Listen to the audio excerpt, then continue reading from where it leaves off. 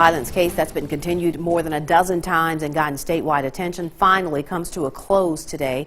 Good evening, everyone. Thank you for joining us. Judge Jim Kitchens sentences a Waynesboro man to 16 years in jail, with 6 of those suspended. Our Jory Talley was at today's sentencing. She joins us in the studio now with more on what happened in court today. Sentencing for Brian Clark has been continued many times, including last week. Clark entered a guilty plea in May. Getting justice took a little longer. God, it's over. It's been 4 long years, and we've been trying to get this to put to justice for that long. District Attorney Cologne has done a great job. It's been 4 years, almost to the day, since Clark beat his wife, Dr. Hope Clark, inside her Lowndes County home while their 18-month-old and her 10-year-old son were there. Now, Brian Clark will begin paying for what he did. Dr. Clark's aunt, Jessica Younger, says her niece and children can start living life without looking over their shoulders. Huge relief, like the weight of the world was just off all of us, I think. Yeah, just still kind of, I guess, in a state of unbelief, but just so grateful. Assistant District Attorney Lindsay Clemens says domestic violence cases are troubling, and this one in particular was very difficult. The victim really felt conflicted about what she wanted to have happen. I think that is a classic case of a battered spouse.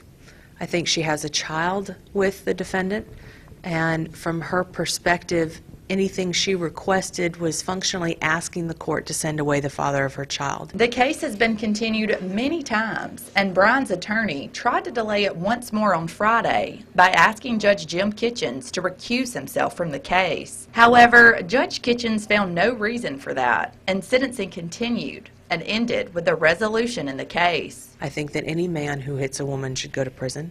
In this case, her injuries were severe. He literally split her scalp right down the middle and drove drunk from the scene with his 18-month-old child to avoid getting arrested. Clemens says Clark should be in prison for as long as it takes to keep other women safe. That's really the only thing that could possibly get through to him. A hefty fine isn't going to do it. Probation is not going to do it. He has shown that he has a history of violence toward women.